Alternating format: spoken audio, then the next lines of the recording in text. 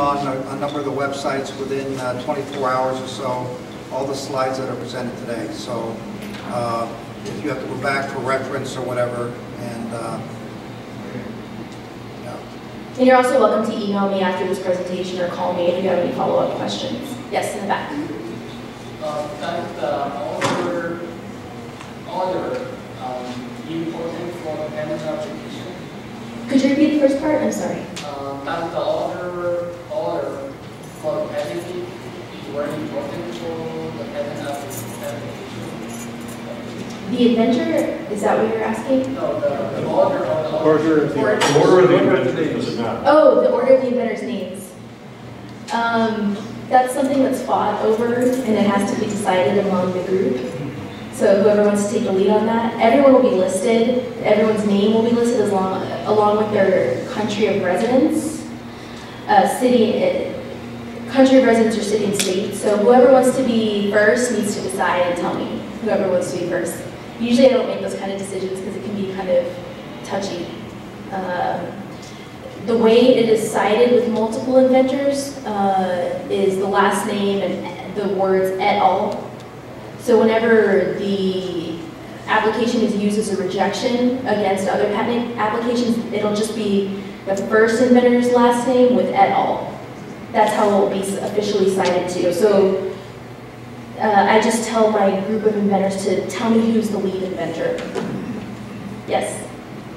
Can you answer the question later? You go to the PowerPoint slide and then ask. Sure, yeah. I was just trying to fill in some time because we didn't have anything happening. So, Projector's not of course. working. It's still not working? Is it? I think they're working on it. She brought a cord in, so now they're trying to get the I just wanted to ready. use the time more productively. Yes. I just follow up on that question. So for each inventor, do they have the equal right for the patent or not unequal right? Yes. All joint inventors have equal rights to commercialize everything in the patent, absent an agreement stating otherwise, which means if there are two inventors and there's a main inventor and a contributing inventor who maybe did a very small part of one of the claims, and they're listed as a there's a legal description of inventorship. It's not someone who contributes funds. It's not someone who doesn't contribute to the claim. So the inventor has to have contributed to one claim. That being said, if you're listed as a co-inventor, you have equal rights to everything in the patent if there's not an agreement stating that you don't, which a lot of people don't know. So my advice is always for joint inventors to have some sort of agreement if that's not the intention, and I'm sure that will run, because we're in a university setting, a lot of that I think is worked out in the language of, through the tech transfer office about inventor's rights as opposed to assignees' rights, which is the university. Everything that a utep employee does has to be assigned to the university. So I'm sure a lot of that language is included in university policies already. Yes. This is kind of a related question. If you have a UTEP inventor and a non-UTEP inventor, how does that work out in terms of who has the right to actually commercialize? There has to be a signed agreement that states who has those rights, because I know that happens a lot in a university setting. But absent an agreement, all co-inventors have equal rights to commercialize everything within that patent. So there has to be a written agreement that states everyone's rights right from the get-go. Unless they abrogate those rights. Right, right. Yes, in the back. Which one? Either way. Okay. I already have gotten a patent for UTEP. Okay. One of the questions that came into my mind was, is it worth going for international rights?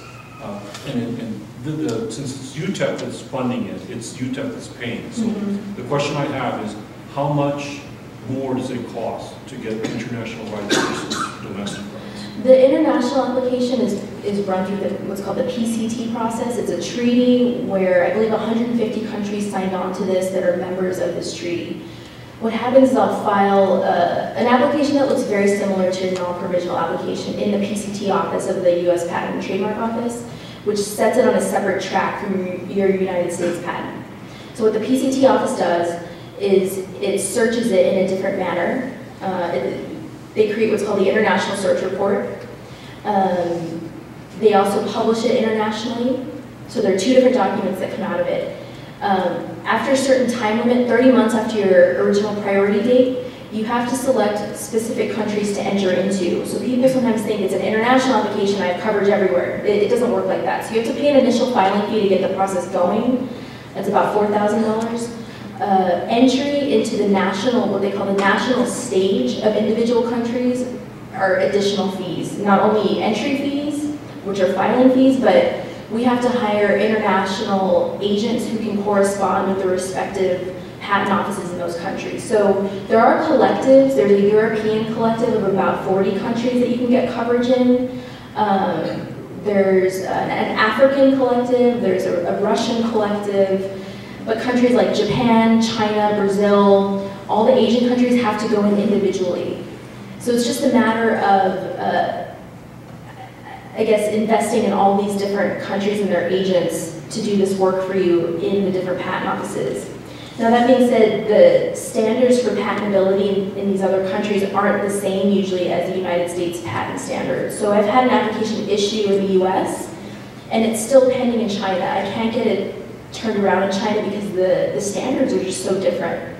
So you may have limited coverage in these other countries based on your parent, what's called a parent application, which is the one that it branched off from in the US, but standards are vastly different in these countries. So another problem that you may face, the PCT application has to be filed the same day as your non-provisional application, unless there are significant improvements we can include in that application. Improvements that could be a new patentable invention. Some of the foreign patent standards involve inventive step, which is not something we have in the US. So that's something that we could talk about if there are additional matters that could be considered an inventive step in these other countries. Let me follow up real quick. So are you saying that the costs are undeterminable, or are they similar to what it would cost? How do you answer, is it worth it?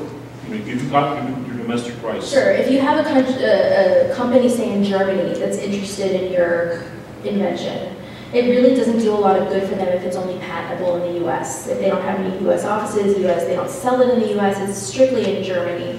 So what I tell my clients is if they could have a potential licensee in a foreign country, the PCT route is a good one to keep open because the company in that country might want to follow up solely on that PCT application. They might even say, let the US application go by the wayside and let's just follow up on this PCT application, especially if it's an exclusive license. It's financially worth it just to follow up in these foreign countries.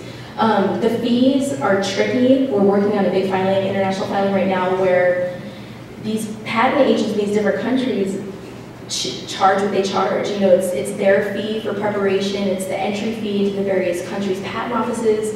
We can pretty much narrow it down. It is very expensive. I mean, it'll probably run, right now we have a client who's selected, I would say, 15 countries, maybe 20 countries. It's gonna run several $100,000s to do this. But it's part of his business model to do that. It is very pricey. Yes. So I really have 2 questions Okay. here. One has to do with international patents. Is this the sort of thing where when we make our initial provisional filing, where if we intend to patent in some set of countries, it's useful to know that early, so you write the initial provisional rights so that you have at least less rewriting in the future? And the other question is, the question I have has to do with, if we're going to write a co-inventor support agreement, I'm going to need support for that. Is this something which Gary's office knows how to do, or we talk to you to do that? This is something that Susan is an expert in. Okay, great. We've had a number of these situations, quote, even with inventors at other universities. But it's a normal thing that happens. Yeah. Right. And then for would it be useful early in the process to determine likely international filings so that because it sounds like a fair bit of the effort has to do with rewriting it for n times for n different countries. we identify that early in the process, does that make the whole thing cheaper? That's a translate, I mean, it's a translation thing, right? They translate There's, basically. right, there's a couple different things for that. Your first question, writing a provisional type patent application in preparation for filing an international application in As the well as future. that, because, you know, let's say early on, we know there are about 6 countries we really want to have this patented. Do we want to write the provisional specifically to satisfy all the requirements of those, or does it make no difference? The way I've been writing applications for UTEP in particular is a more detailed provisional than I typically do. It has a claim set. A lot of foreign countries require at least one claim to have been present in the application you're going to claim back to. So I always include at least one broad claim in a provisional application for all my provisionals, no matter if it's UTEP or another client. I always have that one claim there. A lot of foreign countries require that. So it's always good to anticipate a foreign filing for a number of reasons. You can narrow down the countries you want, you can budget for it, start getting in contact with the foreign agents who would be helping us in the prosecution in foreign countries. What's very helpful about this whole PCT process, which is the treaty process, is we submit one application. It gets submitted once. And then the PCT process, they search it, and then they also publish it. So there are those 2 documents that are forwarded to all these countries that we select. So we don't have to actually rewrite. It'll be that one application that'll get translated. And right now, it's not all the different languages. It's typically that gets translated to. It's English, Spanish, Japanese, Chinese. I think those are the main ones that we've seen the translations in. The foreign agents also take care of that. So we get quotes for the translation services, and they take care of that. What's great about having those foreign agents also is they get it into shape for that particular country. Now, if there's a paragraph that needs to change, they'll do that. That's not something that we'll do. We kind of oversee the process and coordinate it, but we don't actually do a lot of the actual writing back and forth between the patent office. And then the other question, did I cover the second part of your question? I think I covered it. Yes. Okay. One more quick question, which is, does disclosure in, let's say, about a grant application, to, let's say, the NSF, which is private, you know, everyone who sees that application is supposed to keep everything, and has a legal obligation to keep it, to keep everything about that grant private. Treat it all as proprietary information. Does that mean that disclosure in a grant application doesn't? But does that have any effect on our subsequent patentability? It could if it qualifies under public disclosure, which you said it's a confidential. It's a confidential submission. disclosure. Well, all NSF submissions are confidential to NSF, and their reviewers are legally required to keep it confidential. Right. And so it seems best, and this is kind of going to be the theme of my presentation, is to disclose anything you have. Send your grant proposal to Gary and to Susan at the tech transfer office, and that can be thrown into a provisional very quickly. Provisional application, for lack of better terms, is known as a quick and dirty application. It's just to get yourself a filing date. It'll get a stake in the ground where they're supposed to keep it confidential, but they're supposed to, but we're dealing with humans, so who knows I'm very paranoid about those things. So I think what's best, you have your grant application filled out, just email that grant application to Gary or to Susan, and either myself or another patent attorney can get that converted very quickly into a provisional, so at least you have that protection going. Yes? So if you have a patent in the U.S. and it's approved, you have a product, do you need a patent internationally to market it and sell it? Your U.S. patent application will only protect you in the U.S.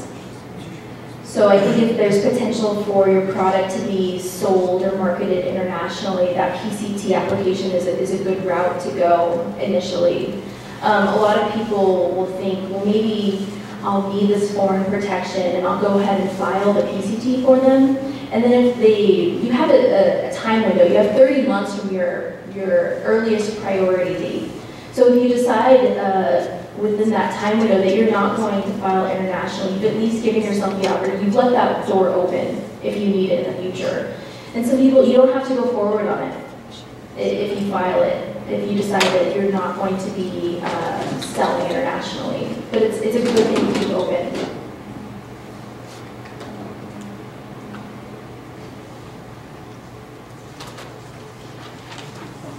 I can just start my presentation, and then I can email the slides to anyone who wants them.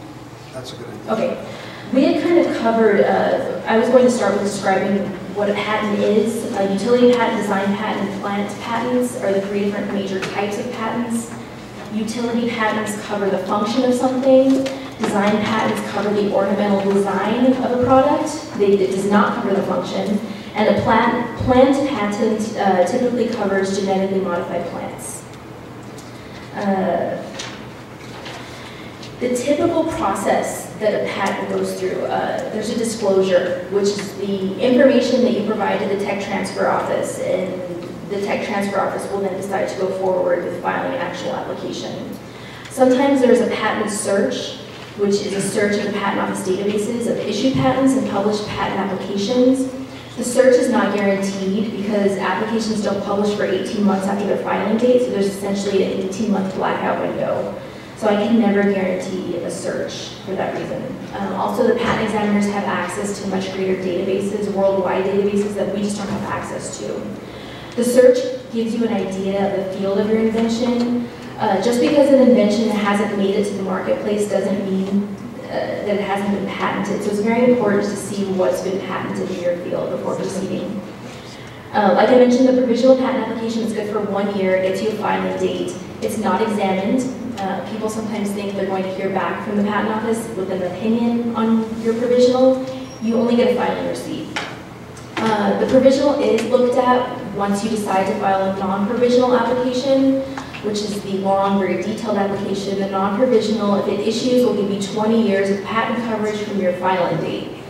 The patent examiner will look at your provisional if you claim priority from it to see if there's enough of what's called an enabling disclosure. So that's why it's very important to get a lot of details in your provisional so you can get that earlier filing date. Typically when I file your non-provisional, I don't hear back from the patent office for 2 to 3 years. They're very backlogged. You do have patent pending status during that whole period. When I do hear back, I would say 80 to 90% of the time it's rejected, and that could be rejected for many different reasons. It could be very minor, they want certain words changed or amended. It could be that they cite different references that the examiner believes teaches your invention, and that's where I come in during the negotiation phase and argue with the patent office that their interpretation is wrong, or we can change the wording of your patent application. So that's a very typical process that goes back and forth, I would say numerous times. I would say anywhere from 3 to 8 times is pretty standard. Hopefully, if we can come to some common ground in your invention with the patent examiner, it will issue, and at that point, there's issue fees and then also maintenance fees to keep your patent going in the future. Your patent is considered an asset that can be licensed or sold. It can be a marketing tool. It can be a source of revenue through licensing and acquisition. It's just an asset that you can use to get companies interested in what it is you've invented. It's very important to be proactive, to think when you're going to have publication deadlines and get the tech transfer office a disclosure before you publish. That's pretty critical to have a patent application filed before publication or before emailing any kind of information to any kind of companies, before putting them on a website, before any kind of public presentation for investors, anything like that. A patent application needs to be filed before any kind of public disclosure.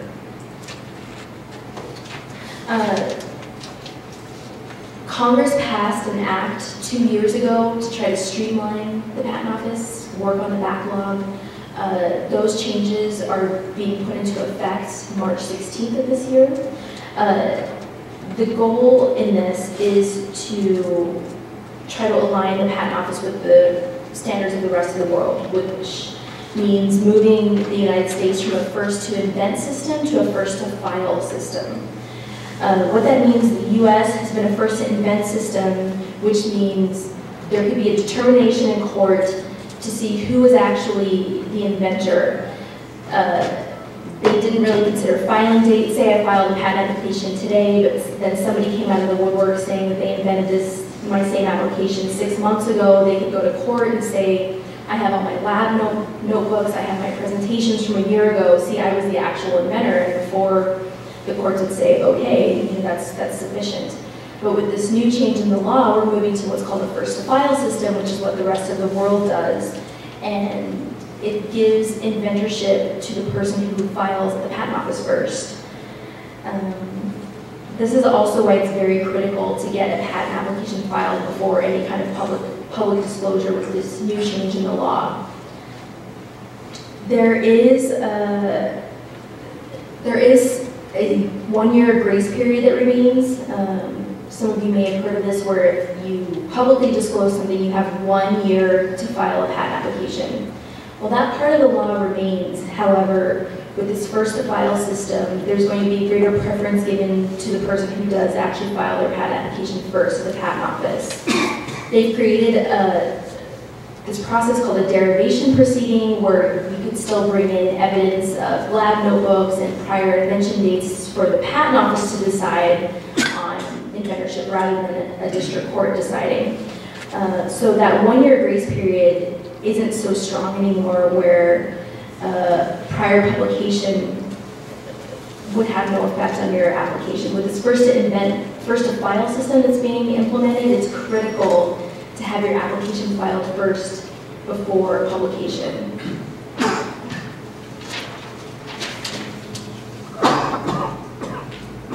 Let's see.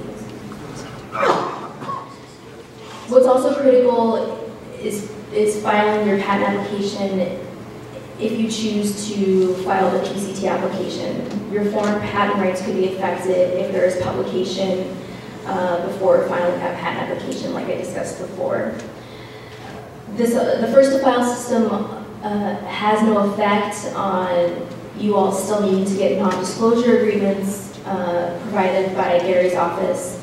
It's good practice to have a non-disclosure agreement signed by yourself and by any other company that you're approaching to license your patent application. And Gary has told me that the office has a very quick turnaround time for these non-disclosure agreements. It's just a good idea to have a non-disclosure signed anytime you're disclosing it to a potential licensor. Let's see.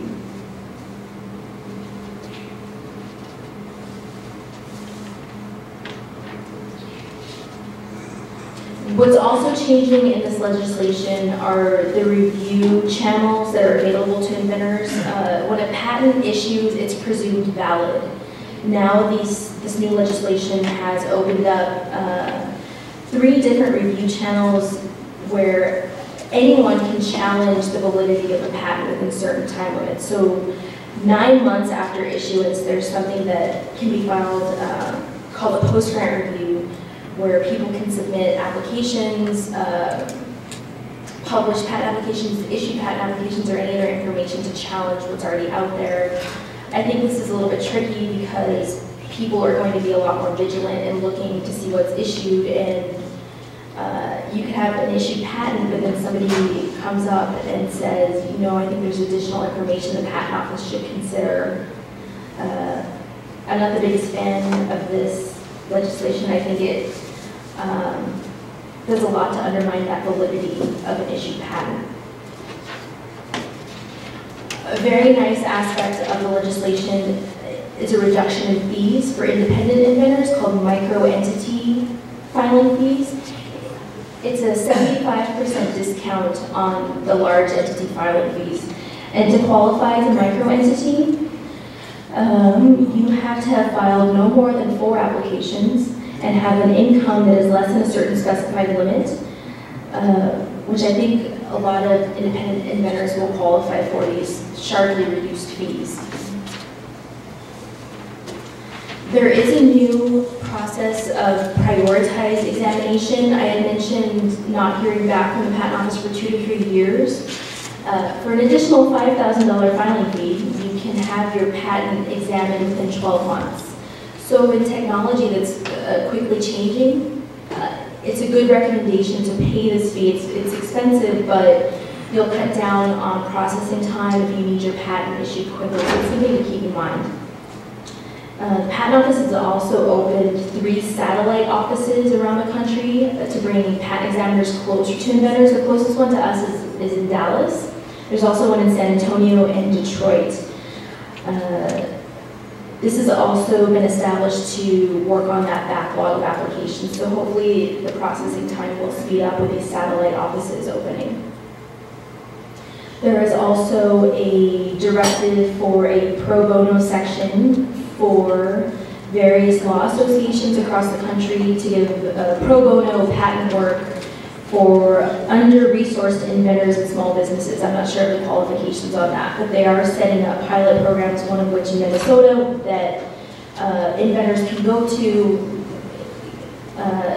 get this pro bono work. So a lot of the legislation is geared towards independent inventors, smaller inventors, which I think is great. Those were really the major updates I wanted to focus on. I know I went through a lot, so I'm happy to answer any kind of questions you all might have. Yes? So if the filing date is the date of filing final patent application, then what is the role of provisional patent? The provisional, when I file say I file a provisional for you today, and then I file a non-provisional for you 1 year from today, I can claim the earlier filing date as your non-provisional filing date.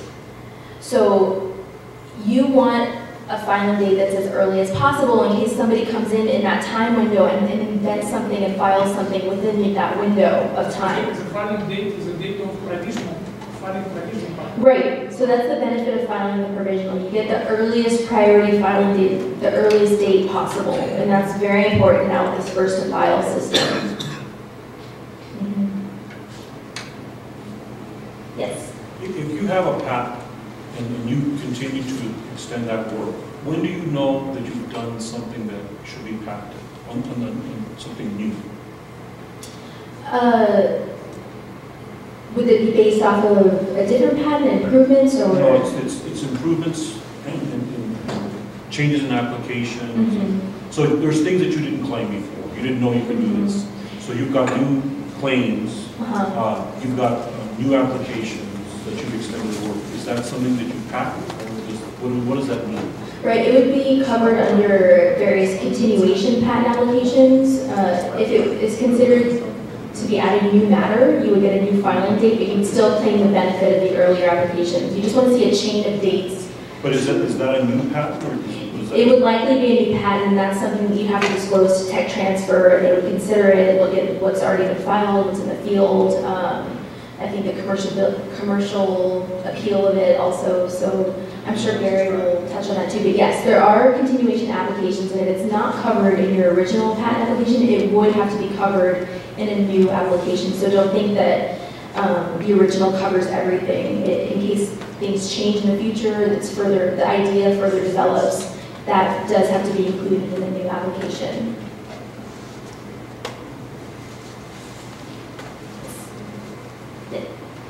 Coming back with this idea, if it is a continuation, supposing that you find a patent and you realize that you'll have other applications because more or less it is the parent patent, and you tell us that right now can be a new patent. Can be a new patent if the original patent does not belong to you? Were you an inventor on the original? Exactly. Supposing that I am not. So they have to leave with the ring. Then can I file a new patent? Sure, but you can't practice it. It depends on the claim limitations in the original, the nature of your improvements, if it could be a possible infringement action. I think it'd be very specific to what's already been disclosed and claimed in the previous application and the nature of the improvements. Excuse me. Here's the problem, is a laptop problem. I have to depart at 3 with my laptop. So if someone, I'm happy to lend my laptop to the cause, but if someone here has a working laptop that could be used as projection, used for this, then you don't have to have the screen disappear at 3. I mean, if you're comfortable projecting this. I think I finished my presentation. I've pretty much gone over all Oh, of so we don't need it? Okay, great. Okay. Thank you, though. That's okay, I think I can go through the information in a way that's You don't need the slides? Great. But I'm happy to make this available. Because Benedict looked like he was Yeah, working, we'll put it online. working hard right here, and I suspected there was something there, so like. What is the cost of filing a provisional patent? It depends on if you want kind of the scaled back version or the version with the claim sets.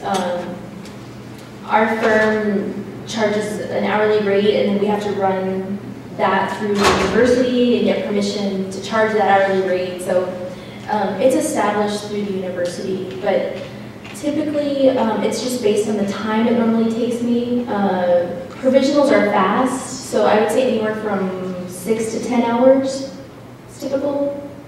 Non-provisional, which is the detailed, very detailed application, takes me anywhere from 20 to 60 hours, depending on the technology, the size of the disclosure, the number of figures.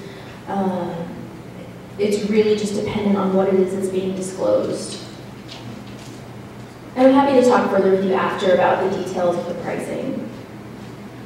Does Yes. the cost depend upon the number of claims that you file? There are 20 claims included in the filing fee. A small entity filing fee right now, I think it's about $600. That includes 20 claims, 3 independent claims and 17 dependent. And then they do charge if you want additional claims added to that. The problem with adding additional claims is that the patent examiner might feel that there's more than one invention disclosed. You can only have one invention disclosed in an application. That's a problem when the application involves a set of method claims, which are instructions on how to practice the invention, system claims, which involves any kind of hardware that's necessary to practice it, and also if there's a set of software claims. I've had some examiners that say, no, you have to pick one of those to go with, even though the entire invention requires all of those to practice it. So the problem when you start adding claims, I've seen some applications with hundreds of claims. A lot of pharmaceutical applications have hundreds of claims. The examiner could say that you have more than one invention covered. So it's pretty important, I think, to limit it down to those 20 claims. I will go over if that's what the inventor wants me to do, but I'd like to give that disclaimer that they could say, you know, you have to break it apart. So in that case, you'd be filing 2 patent applications anyway. A lot of times I leave that decision up to the examiner if they want to issue that what's called a restriction requirement to select one claim set to go with for examination.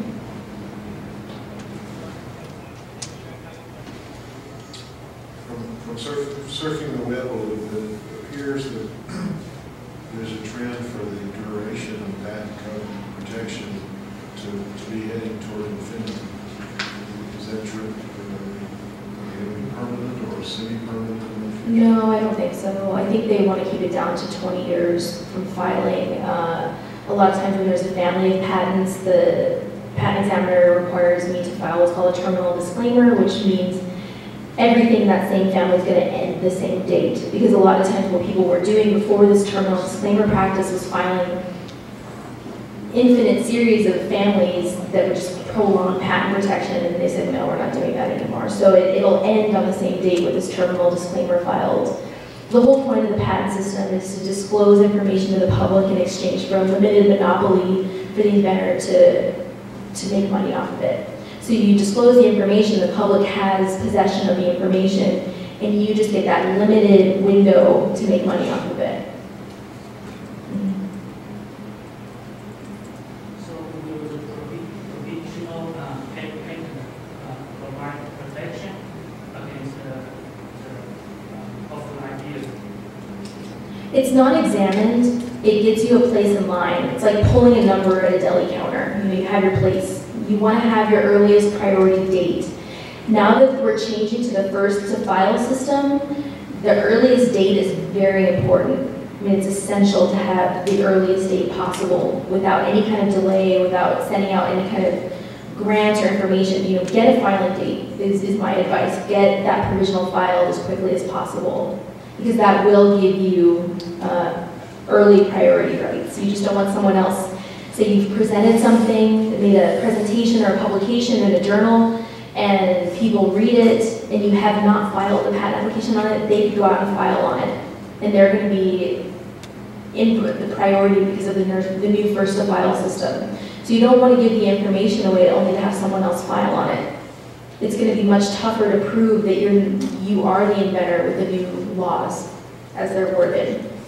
So my advice is just get the disclosure to the tech transfer office as quickly as possible and have a provisional filed on it. Yes? So you just popped the question in my head. If it's first to file now, how much documentation of like notebook, hearing notebooks, etc., do you really have to or when do you use those anymore? It's not really going to be used anymore except for those derivation proceedings, which is a new proceeding in the patent office itself. It'll go to the Patent Trial and Appeals Board rather than the district court. So it's dragging, instead of dragging someone to federal court for the judge to decide who is the first to invent, it's going to be within the patent office. They're going to look at what's been filed. The problem with these new laws is there's not a lot of practical applications for them yet. You know, they've been written, but they're not implemented yet. I couldn't find how these derivation proceedings are going to work. There's a current practice called interference practice, and I think it's going to be similar to that, which is what they do a lot of comparisons. There's all kinds of intricate procedures for that I won't go into today, but I don't think this has been practically applied yet. They give you that 1 year grace period to file, but what does that actually mean anymore? Because if a person files before you, they're going to be considered as the winner. What the patent office wanted to kind of hold off was a race to the patent office, like a lot of other countries have. Whoever can get there fastest is the absolute winner. There are no other considerations. You know, this person could have blatantly stolen the idea from you and filed first, and then they win, and there's no way to fight that. So I think they wanted to leave open the possibility that the first to file person is not technically the inventor. Even though that's what we're trying to get away from in the US, I think they wanted to leave that window open for those derivation proceedings. So just real quick, so is this true about small inventors as well as corporations? Because like, you work for a company, they have vaults of engineering notebooks. They're not going to have that anymore? Right, you need to file, you need to get a filing date. That's what's most important about this new law that I can't stress enough, is to file as quickly as possible. No delaying, get the information to tech transfer it. Gary's going to go into this new streamlined procedure that they have for getting these disclosures out to me and to other patent attorneys, which it's fast. Yes? From my understanding, the disclosure is totally different than a provisional patent. Time frame, because you just emphasize so much. Supposing that today I'm putting a disclosure, how long I will be noticed if it is valid to be, a provisional patent or not. Right, Gary's going to go into all of those details. I'll answer that question shortly. Yes. Because that's coming how much you need to keep, not right. Disclosure, and if it is a week, it's fine. If it is a month, you need to publish because you compete in other areas too. And I know in the university setting, you all run up against these publication deadlines, but I can get those provisionals out quickly once I hear back from tech But transfer. it's a different than a disclosure. Right, so the provisional is based on the disclosure. That's what I base my provisional off of, because it's what you've invented. So once tech transfer decides to go forward with the application, I get sent a disclosure, and then I build my provisional application off of that disclosure. Maybe you need to define for what a disclosure is. Okay. Does that make you understand? Oh, sure. Yeah. A disclosure is just a written document of what you've invented. I like to think of it almost as bullet points, the core description. I've gotten drafts of papers that have not yet been published. Those are great disclosures as well. You have drafts of papers. I know that UTEP has an online disclosure system that I'm sure Gary will cover also that is accessible to UTEP employees. It's just the core essential of what it is you've invented, what it is to make your product work. Anything that you would want covered in a patent needs to be in the written disclosure. Is there any, like, when we teach, I teach classes in areas that I do research, maybe one in patent. What is the limit as to what you can, because I was told at one time when you talk to students about general things, you're not really disclosing because they're covered under UTEP. They're like another UTEP employee. Has that changed at all? That when you're talking to students about stuff, that you have to be careful with disclosure and first to file and all that? I'm not sure, but I don't think so. I think because they are within the confines of UTEP, I believe there's university policies covering that. There's also exceptions for experimentation, for the students working in your lab doing the work. That wouldn't be considered public disclosure. There are all different legal descriptions of what is considered public disclosure. I'll address. Okay, Gary will be addressing that in more detail. And is there any danger if one of your students were to file for something before you file as a group? I mean, I don't understand what this means anymore. First to file. I suppose yes. I guess anyone could really, but I think if you have, I found a disclosure one time, not from a UTEP disclosure, but from a corporate disclosure. It was 4 sentences. That was the disclosure. So I built a 30-page application on 4 sentences. So there are different considerations in a university setting for what gets filed, but if you feel that it's something that has commercial value, it's your invention, I would say disclose it. I don't think it hurts to disclose it. But that just sounds like a big change because it's not like it used to. Quick disclosures are going to be the key to getting a hold of this first-to-file system. Getting the disclosures out quickly and then working with the tech transfer office on their turnaround system for getting that out quickly. And Gary has a lot of details on that. But disclosure is not a provisional patent, and for the patent, if you look back, it's still, you can match the provisional patent date with the patent itself. Then my question right now, between a disclosure and if will be a provisional patent, what's the time frame? Well, we're gonna do. I wanted to do a little bit of background on why we're making these changes, but what we're going to try to do as best we can, for all the reasons that Melissa mentioned. Okay. I mean, this is very brand new. And for as hard and challenging as we have sometimes to get you all to take the time, and I know it takes time, to submit your invention disclosure, the invention disclosure doesn't mean anything from a legal standpoint other than you start the process here at UTEP. Once the invention disclosure is received, then we got to get to work. It doesn't give you any priority dates. It doesn't give you any other coverage, but it's a piece of, let's say a piece of paper. It's a very important piece of paper. Before I worked with the university here, worked at 3 other companies, and they all basically had a very similar process that UTEP has in terms of invention disclosures. Fill out, answer some questions. They ought to be very easy for you to answer. Get it to the tech transfer office, and then let them take it from there.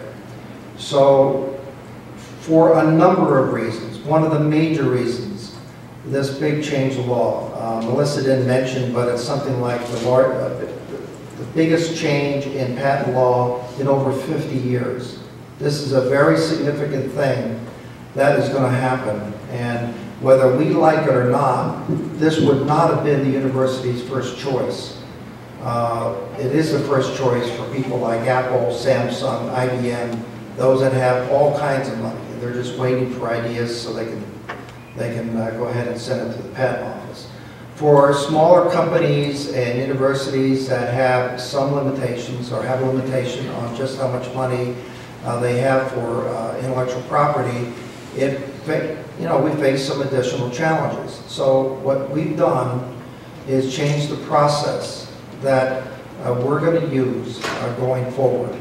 And I just want to mention as I go over this, that we've not done this before, and you need to be a little bit patient and work with us, that as we go forward and we find some things that we may have to jiggle a little bit to make it even more friendly for you and hopefully more efficient to get the final document to the patent office, because that's the case.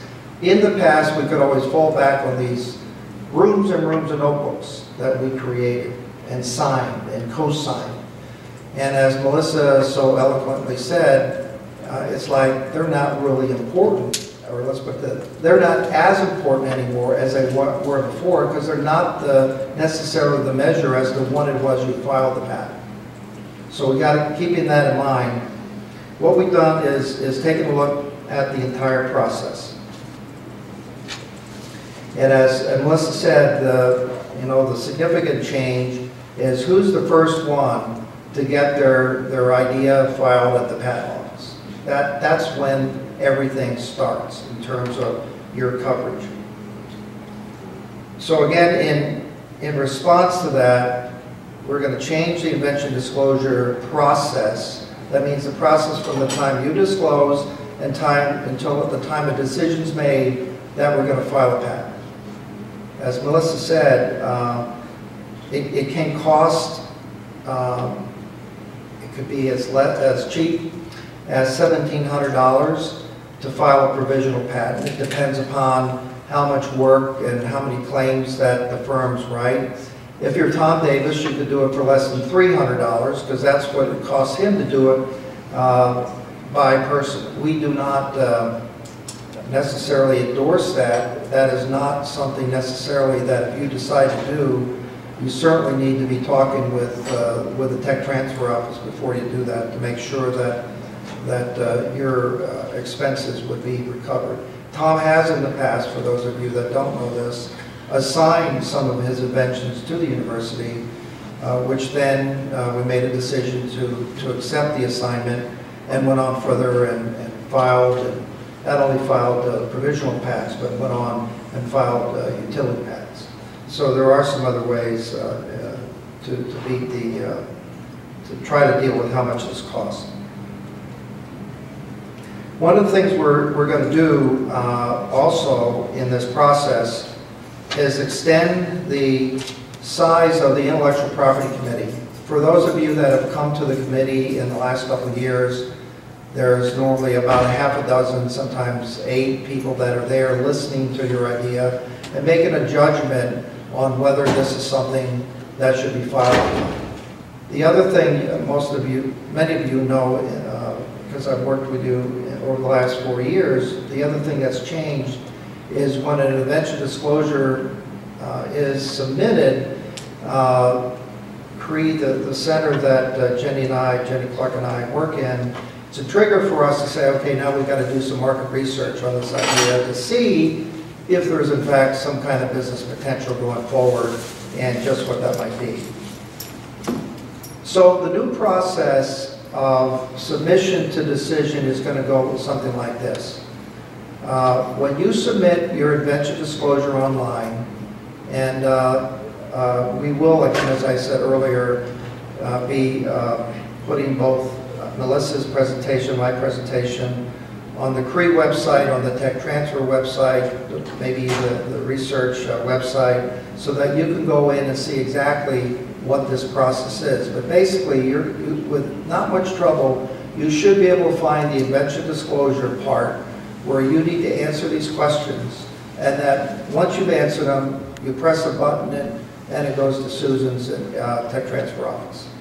At that point, the clock is going to start, and what we are going to do is work through a process, which I'll provide a few more details here, and have a decision within about 3 months. And I can tell you that is rocket speed. Whether you work for IBM or you work here at UTEP, to take an invention disclosure and make a final decision in 3 months is absolutely rocket speed. Now, that is the the way we hope the process will work, there's going to be certainly, we had this last year, where we need to be much quicker than that, where we need to be able to make a decision because you, for whatever reason, have a publication that is very important to a journal that is very important to you and others, and you need to get it to that journal and not miss the deadline. Now, I haven't, by any stretch of the imagination, done the kind of writing and submission to journals that you have. But I don't know of any cases where I've been engaged where I didn't know that before at least 3 months. So there's still going to be the opportunity for people to decide whether we'll file a provisional without going through the whole process. But what we're hoping is that we'll be able to go through the process as much as we can for the reasons I'm going to describe here shortly. Yeah, you have a question?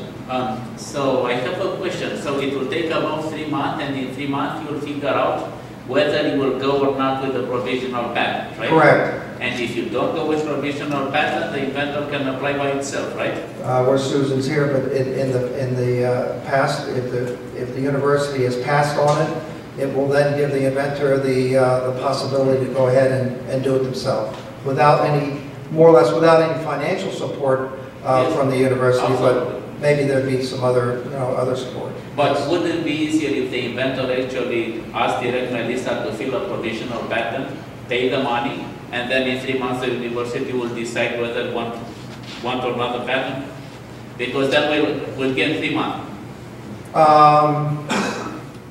So you're saying you would go ahead and you would file it on your own? Yes. You would pay the fees? Yes. For $300, $400, and then you might decide to go ahead and assign the patent to the university? Whether university likes it or not. So if university likes it, she can get a patent, or he can get a patent. If the university doesn't like it, at least I have a provisional patent with 3 months total. It makes sense to me. I mean, I'm sure Melissa would tell you that there's a lot of risk involved if you as an untrained patent attorney would go ahead and decide to do this online yourself, that there may be things that you've missed or whatever. Do you want to add to that? Something I'd like to follow up on that I just thought about is the provisional can be filed before, assuming the tech transfer office wants to go forward, you don't have to have the disclosure in the same format that you would have to have a paper ready for publication. So you don't have to have the provisional in that same format, if that makes sense. You don't have to do all the rigorous revisions in writing. You just have to have the core idea. So even if this is a year before you're going to be publishing, it still can be ready to go for patenting if there's enough of what's called an enabling disclosure. I don't know if that makes sense, but I don't have to have it in final publication format to file the provisional on it. So as soon as you have that concept come out with enough information to support it, we can go ahead and file that provisional. And sometimes what I've done for other people, I don't know if the university does this, if there is a major change in something following filing of a provisional, we can file either another provisional or tie that additional information into the non-provisional.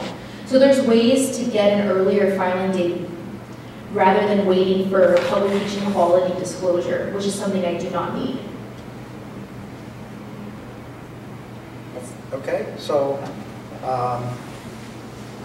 anything's possible. If you have an idea that is so important, I don't want to go. Is that Eric left? Did he take the camera with him? I don't want to go on record and say, hey, let's change the way we do it. Go ahead and write the check for $350 and then we'll see later on. But it certainly is an option that would be out there, not one we necessarily would recommend. But we took a closer look to what Tom did as we would have for any other patent, any other disclosure that would have come to us. Well, and Tom is writing them himself, but right. They could still go to her and pay for it and then get reimbursed later if the university. Yeah, anything's possible if you are so determined on that it needs to happen. Again, before you make that decision, please come to the tech transfer office, come to Susan, and have a dialogue so that we don't run into trouble, or you don't run into trouble later on when somebody says, well, we didn't really know about that and we're not interested in taking it to the next step. Because the next step, when you file a non-provisional, depending upon, again, how much detail you have, the provisional can cost upwards of $10,000 to $15,000. That's just to get it filed. That's just to get it written and filed. If you have an examiner who finds other art or whatever, God knows how long that can go on. I think I don't know what our record is, but I've seen some now where we paid over $30,000 until we got the non-provisional issue. Bottom line. That's just for the U.S. And then you consider the PCT, the foreign filing, that's another, God knows. So for rule of thumb, for a non-life science patent, more or less submitted globally, I'm not saying Sri Lanka might be included, but all the major countries you would think of, and in particular the countries you might want to be manufacturing at, you're talking somewhere between $150,000 and $200,000. So, you know, these are important decisions to make, and we don't want to rush into a decision with that kind of possibility looking forward without some aspect as to what the potential revenue generation might be in this. Because the more revenue we generate, the more patents we can file, the more licenses we can negotiate, the more revenue that comes to the university, so we can do more. See, it's kind of a snowball effect, we hope. So the way the process is going to work, and you'll see this in very, very nice, pretty colors that Jenny put together. It's a process flow for those engineers that are in the office or in the room, like Jenny and I. You'll appreciate it. But the idea is going to come in, and within a couple days of submission, Susan is going to inform Jenny and I, and we're going to form a team. Each of us will be ahead of each of the teams. The teams are going to include the inventor or inventors. We'll include somebody from the Center of Research and Entrepreneurship. We'll include somebody from the Tech Transfer Office. We'll include at least one other member of the Intellectual Property Committee, and there will be other ad hoc members as necessary. And we're going to be looking to bring in local industry, experts in different industries to help take a look at this thing. There are, in fact, we are not the first ones to be doing this.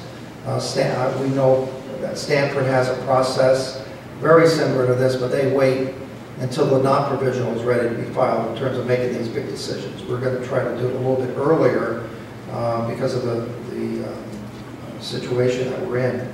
So the first phase then is going to be to take a look at, call it patentability, make sure there's no obvious patents that are already issued or had already been published that read right on top of your idea, right? So prior art. We want to do the best we can to look through the prior art, not only with patents, but also publications. And we believe we can do that in about 1 month. And again, it is going to require a lot of cooperation on behalf of the experts, which are the inventors, to take a look at what is found and read through it and whatever. We had a faculty member last week who on his own went. He made the presentation and looked at 23 patents that he thought might be pretty close to what his idea was, and he found in every case that in fact there was one key element, which was his value proposition in the license or in the patent application or the invention disclosure that differentiated himself from many, many other, quote, experts in the field. It was a very fine job of Sherlock Holmesmanship, but he also understood the technology enough to say, well, that shouldn't be a problem. So first month, we're going to take a look at any possible conflict. The next month, we're going to go ahead and take a look at the market, do the market research. For those of you that have submitted invention disclosures the last 3 or 4 years, you've seen that anywhere between a 5 and 10 page market research report has been written. We don't count it by the number of pages. We really take a look at, we want to find out what the market is. Is it growing? How fast is it growing? competitors, customers, other changes in technology that might drive the market in a different way. And it has been a very useful and helpful document for the Intellectual Property Committee to decide whether they're going to go forward and submit a patent or not. So that's been a very important aspect. But our process kind of ended there. And what we're going to do is extend it yet a little bit more. You've been reading, like I have, the additional pressure that all universities are coming under fire for not doing as good a job as some people think we should be doing in licensing our technology, commercializing our technology. I believe there's been some politicians in this state who have said, well, maybe we shouldn't worry about providing all this research money to the universities because they don't leverage the money to come out with something that somebody will pay something for, right? Something useful, product or service. So in the third stage of this phase of this investigation, we're going to take a look at the commercialization opportunities. We're going to be taking a look at who might be the companies that we might license our technology to. And for a couple of really good questions, there were a lot of good questions actually this afternoon. We're going to address issues like, well, if we are going to file, in what countries would we ultimately file? Where will this product be used? Yeah, sure, it's going to be used in the United States, but I don't have to tell you who this might be. There might be companies in China, Taiwan, South Korea, who are the leaders in today's world that are going to really leverage this thing. So we're going to do what we can to make sure that as we go forward, we would also file patents through the PCT in those big countries where a lot of this interest and a lot of the manufacturing takes place. So this is going to help me and Susan and Jenny when we get to a point where we're going out now and looking to license the technology. Who would we actually look to license it to specifically? What countries? What companies? Maybe in some cases we ought to just say we're going to license it to the biggest company we can. IBM, Amazon, doesn't matter. And forget about the possibility of using the license or the technology that you've worked so hard and thought up to develop to be the keystone for a startup company here in this region. Because at the end of the day, that's really that's certainly my emphasis. My first default is how could it be the basis for a startup company here in El Paso, or no worse than the Paso del Norte region, that will create jobs and opportunities for our graduates who now, when they graduate, many of them can't find jobs here, that are commensurate with the hard work and education that they've worked so hard to pay for here. So that's my first default. There's certainly going to be times when the infrastructure that would be necessary, and I'm not talking about a Zuckerberg kind of thing. I mean, he had to hire lots of people, but he didn't have to invest $20 million in a big manufacturing plant, right? So it could be here. So it's a little bit different with IT and some of the other social technologies that are out there relative to the investment. But nonetheless, we are going to go ahead, and that will be an important part of the review and the report then back to the Intellectual Property Committee whether we should file a patent or not. So this is a lot of work. This is a lot of effort. Every minute that we spend is 1 minute that is going to be well spent, because we're going to be in a much better position going forward, ironically driven by the catalyst of this new law, who's saying first to file is the one, not first to invent. So for those of you that have a lot of unfilled in research lab books, sorry, right? I wouldn't say you have anybody to blame. We are now going to be more or less closer to the rest of the world than we are today, and hopefully these changes that I just briefly went through with you will also provide us some additional clarity and knowledge and insight about how this intellectual property that you work so hard on is going to make a difference in our society, and hopefully make a difference in the job creation here in our region. I would like to reinforce with that what Melissa said is, I think the fastest time we've turned around an NDA has been 2 hours. Maybe not Guinness material yet, because we start out with a template. We just have to make sure we understand who the NDA is going to be between. But we can put together a non-disclosure agreement in a very, very short period of time. So if you're going to a very important meeting and you don't have a non-disclosure agreement, and it's so critical that you disclose to them something that you have not yet filed an invention disclosure, or something that has not got to the final point of deciding whether a patent's going to be filed, a non-disclosure agreement is one of the best and easiest things to use. And I challenge all of you to think about that the next time you're going to be involved in an open dialogue with somebody where you don't have intellectual property protection. That NDA is good. In my mind, it's actually, you'll see why I'm going to say this, better than the patent filing. Just because you file a patent doesn't mean it's going to issue. And unfortunately these days, the time that examiners are even looking at our patents can be 3-4 years. I'm still experiencing a situation. 5 years ago we submitted a patent and we haven't had an action. And when we've got some actions, unfortunately it's been from through the PCT that was filed, not through the US, where maybe the biggest market is. But you have an NDA, you have this protection. Now, having said all that, if somebody, another company signs an NDA with UTEP, and then they decide on their own to disclose it anyway, unfortunately, they've taken away our rights to file a patent, or we have 1 year yes on the public disclosure. So while it is a good tool, it is only as good as a piece of paper and the ethical behavior of the party for which you're partnering with. Ethical or unwittingly, unknowingly did something. That happens, and you can't take, unfortunately, you can't take that away. So Susan Aben has worked very, very hard to make this process for you to get your ideas to the tech transfer office as painless and efficient as possible. And you'll see we'll file, get the process on the line so you can see quickly. But it's an easy website to get to. It says invention disclosure.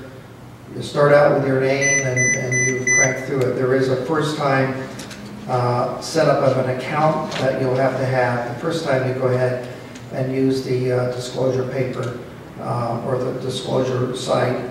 But it's one that should be very, for all of you, easy to use. I would like to make one other comment about intellectual property, and specifically as it relates to trade secrets. And this goes back to the question about the education side of things. In general, students on campus are treated the same way that faculty and staff are. If they're doing something on UTEP facilities, UTEP equipment, they are, quote, a UTEP employee, whether they're being paid as an intern or they're a student in your class. And we've had a deal, Jenny and I, over the last 6 months, with more and more cases where there's more trade secrets that are being exchanged here on campus before patents have filed. And we want to make it crystal clear to students, whether they're undergraduate students or graduate students or whatever it is, visiting students, that they understand the importance of that disclosure, or let's put it this way, that they understand the importance of not telling their best friends and their neighbors and whatever about something they learned at UTEP that is going to change the world. So what we've done, and we've got approval through HR and some of the appropriate departments on campus, a one-page, what do you want to call it, Jenny, a disclosure, I guess, or reinforcement to students that, hey, by the way, you know, when Dr. Smith mentioned something about this great systems ideas he got, that's a trade secret, and you are obligated not to disclose that to anybody while you're here on campus, and more importantly, when you leave the campus. When you graduate and go work for Boeing, you are tight-lipped and keep your mouth shut on all the new things and proprietary things that you learn on campus. And of course, there's a disclosure or a footnote, and if you're not sure, ask your supervisor, would that be the case or not. There's just too many. We're now going to do maybe close to $80 million of research this year. That's a lot different than $25 million only 5 or 6 years ago. There's a lot more great things that are being invented. And what we have to do is protect ourselves, make sure we're not our worst enemies, by making sure that it doesn't get unwittingly disclosed to somebody else, so then to say, that's a public disclosure. So hopefully that's going to help you deal, and I know some of you, when you've had your master's thesis challenge or your dissertation challenges, if there are guests that are being invited to listen to it, they need to have a non-disclosure agreement. And that's where we can come in, because we can get one to you real quickly. That then inhibits whoever's in there hearing something for the first time to keep it to themselves, to treat it as confidential, proprietary information. So that's all I have to say. Any other questions? Yeah, Jim? Jerry, it's about the issue of the student working in the laboratory. Do you have a document that you're going to provide? Yes. And make available to us? Yes. We have a template which we just got challenged in another situation that we're going to make this a minor change to. Dr. Nazarin's students, I think every one of them has been asked to and has signed it. So we've really not gotten any pushback. We're not asking them to do anything special other than to know to keep it to themselves. So we can make one available, Jim, to you. That again, it's really easy to fill out. It's one page. The words are not any real long words or anything. Everybody can understand it, and it doesn't sound so legalese that they get scared. I mean, that's another thing. Read some legal documents. You have no idea what the heck it's saying. You say, like, God, how can I sign this? I don't know what it means, right? So then you have to get advice from a lawyer if that's the case. So, yeah. Does this apply whether the student is an employee or not, or employed or not? Yes. We have two versions. Okay. We have two versions. One where they're, quote, being paid as an intern, or being paid off a grant.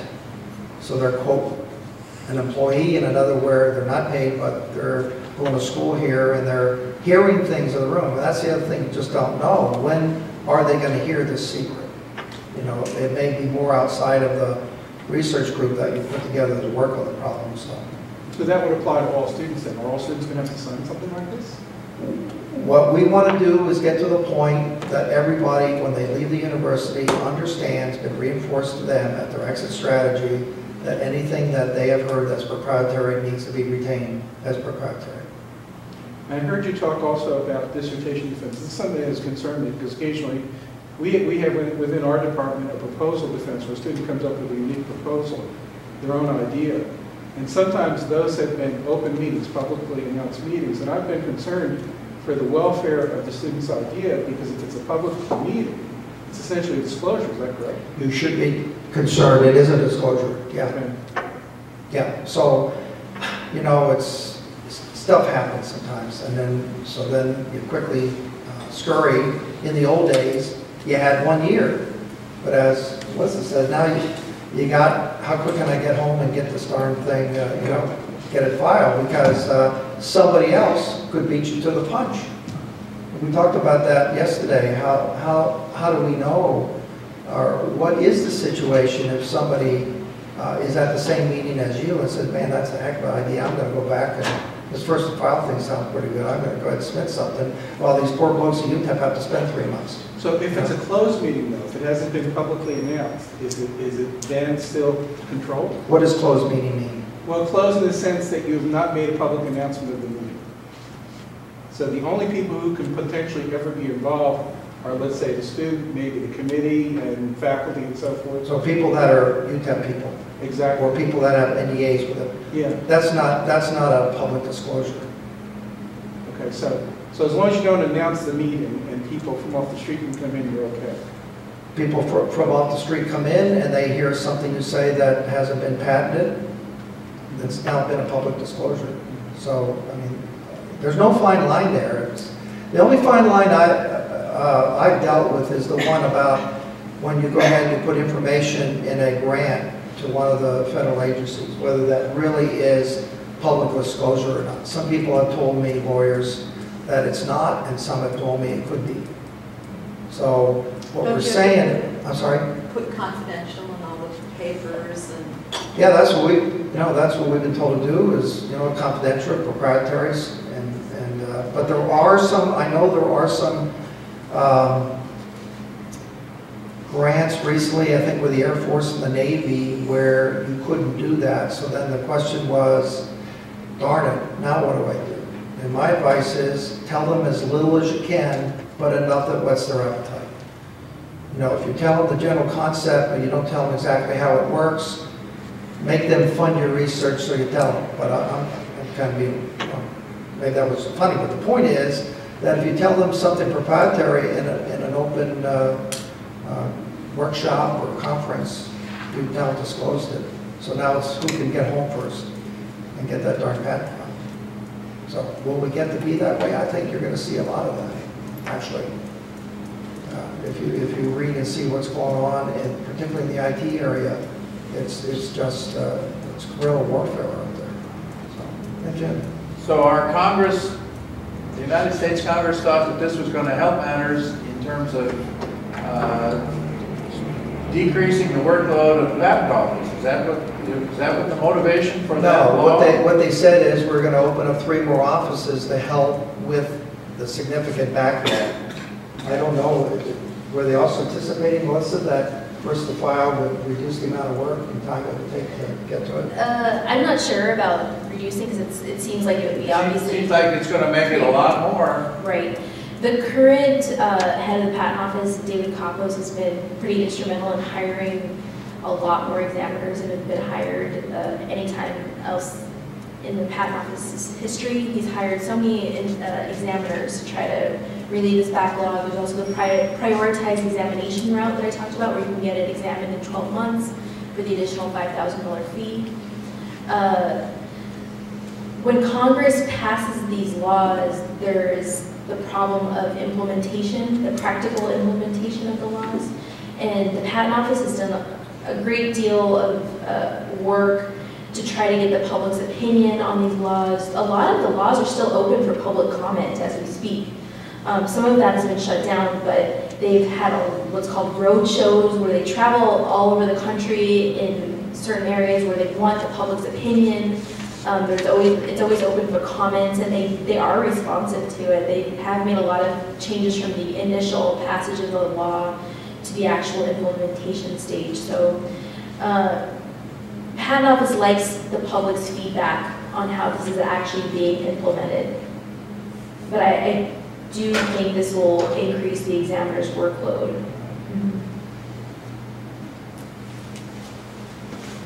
Any other questions?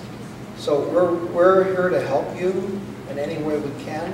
We're here to make your frustrations be alleviated.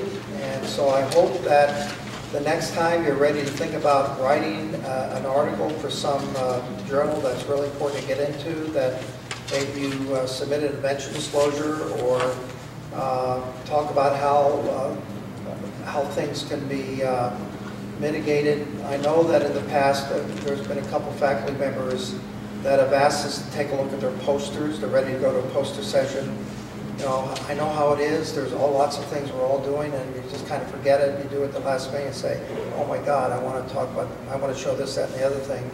And in a couple cases where that I know of where that happened, we suggested, well, we thought were pretty straightforward things, some modifications to the poster, some things to say in a little bit different way, some data maybe not to show as in depth as was that protected the faculty member, and I think UTEP from any kind of public disclosure. And that's the problem. You go to a big open workshop or conference, you're not going to get them all to sign NDAs. That'll never happen. So you just have to be clever then and just tell them enough to whet their appetite, but not so much that you now have made it a public disclosure. Yeah, that's what we don't want to have happen. We signed last year, in total, we did about 65 NDAs in 1 year, so that's a little over one a week. And I think so far we've done like 8 or something like that. So I mean, we're running a little bit ahead of last year. Not that that's a measure necessarily of anything other than that's how many NDAs Roberto signed, but we can get them in your hands pretty quick if there's a case where that would help. If you've got a really important disclosure or paper that you got to write, please let us know as quickly as you can, and we'll do as good a job as we can to help you get a provisional filed. I know we've done this in the past, and I'm sure there's going to be some exceptions here to what we'd like to do, but at least that's the standard from which we're gonna build going forward. Yeah. You mentioned something about, and maybe I'm interpreting differently from what you meant, but you said something about trying to start with small businesses. It sounded like incubator kind of stuff. Can you elaborate on what you're doing there? As far as what is UTEP doing there? Well, my understanding is there's about 12 companies right now that are being incubated at the hub downtown. 40% of them have some relationship to UTEP, whether it's technology that they're practicing or licensing or will be licensing, or it's things that they learn here on campus. We just, for those, well, we haven't done, there hasn't been that much publicity yet, but in March 8th and 9th is the 4th annual Paso del Norte Venture Competition. It's a competition for student-based teams. Last year, UTEP had 3 teams. This year, UTEP's going to have around 10 teams. Each one of those teams has the possibility of a company being formed and commercializing ideas that some of the students have their ideas, and some of it's where there was a faculty mentor who would then probably would be a license of the technology to the team. So there's actually a lot going on. We've identified another 12 possibilities going forward of companies that might be able to be formed. We got a lot of work to do yet before the end of the year. So I think Carl Dirk will tell you 4 or 5 years ago there were maybe 2 technologies that we had on campus to license. Fortunately, we licensed both of them, and now what we'd like our year to be would be 10 licenses, right? So that's one measure of how are we doing. So, but these incubators that we have downtown, is there UTEP funding assisting them, or is this small SBIR, or what is this? So, when I bring back like rules and happiness, I was on the board. I'm still serving on the hub board, and I was the first president, and I was involved very much with the other 6 partners that we had to form the incubator, to stand in front of city council and convince them that they needed to invest over a 4-year period $1.25 million, which they have. So there's funding coming from the city out of the impact fund. Each of you that pays electric bill every month, there's a little bit of money that's taken out of our bill every month that goes into what is called the impact fund, and that's where some of the money for the hub is generated. There has also been a couple grants that have been one from the EDA, Economic Development Administration. There's been a very nice gift by El Paso Electric, and we think there's a couple more that'll be coming in the next couple months. So we feel we're pretty comfortable, or not comfortable. We feel pretty good about the money that we've been able to raise to fund the effort, and there's more and more companies that are taking advantage of that incubator. So I think we now have an innovation ecosystem in this city, in this town, that we certainly didn't have before. What we're still working on now is who are going to lead all these companies.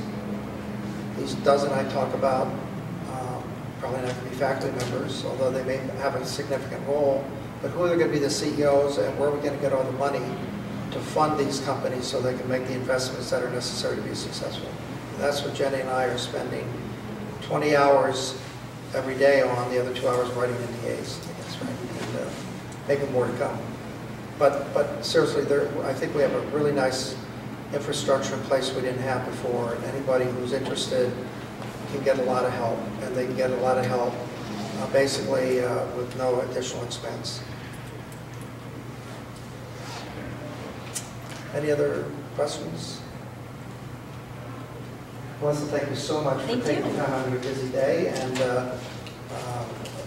Melissa's presentation will also be on either on the CRE website or the Tech Transfer website, research website. You'll be able to find it within the next 24 to 48 hours. If you have any questions, you can refer there. Or otherwise, just reach out and give us a call, and we'll help you as much as we can. Thank you.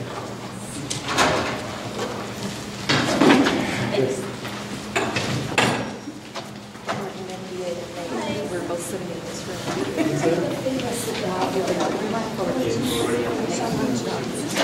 Sounds like